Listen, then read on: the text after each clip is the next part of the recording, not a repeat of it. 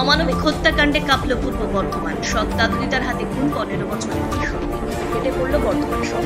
অমানবিক এক নৃশংসতার সাক্ষী থাকলো পূর্ব বর্ধমান জেলার শহর বর্ধমানের বিজয়রাম এলাকার সাহাপাড়া।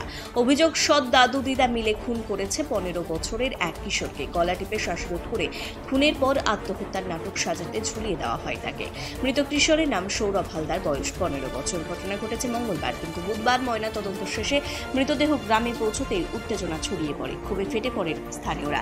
তাদের অভিযুক্ত দাদু মনমন্ত সাহা এবং দিদা চায়না সাহা পরিকল্পনা করে নৃশংসভাবে সৌরভকে খুন করেছে। তাদের ফাঁসি চাই। প্রথমে পুলিশ অভিযুক্তদের আটক করলেও পরে ছেড়ে দেয়। অবশেষে নির্দিষ্ট অভিযোগের ভিত্তিতে গ্রেপ্তার করা হয় অভিযুক্ত দাদু দিদাকে। বৃহস্পতিবার তাদের বর্ধমান আদালতে তোলা হবে বলে জানা যায় পুলিশ সূত্রে। দুঃসম্পর্কের মামিমা পিঙ্কি প্রধান জানান, প্রথম থেকে মানুষ করেছে সৌরভ আর ওর ভাইকে। ওদের দাদু দিদা খেতে দিত না বলে আমাদের বাড়িতে আসতো, বহুবার মেরেছে। আমি স্কুলে ভর্তি করিয়েছিলাম, সেখান থেকে নাম কেটে নেয় দাদু ও দিদা। মঙ্গলবার বড় ছেলেকে ছুটতে এসে আমরা জানাই ওরা ওর ভাইকে মেরে ফেলেছে, পরিকল্পনা করে খুন করেছে ওরা। অভিযুক্তদের আত্মীয়রা মালতী সাহা জানান, আমরা বিচার চাই। ওরা দুজনে মিলে ছেলেটাকে মেরে ঝুলিয়ে দিয়ে বলছে আত্মহত্যা করেছে, আসলে খেতে দিত না ওদের।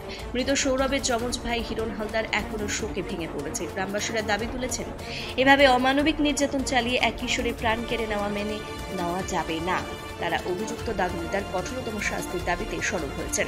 এই ঘটনার পর এলাকায় চাঞ্চল্য ছড়িয়েছে। শিশু নির্যাতন ও পারিবারিক হিংসার এমন নির্মম উদাহরণে শিউরে উঠেছে গোটা জেলা।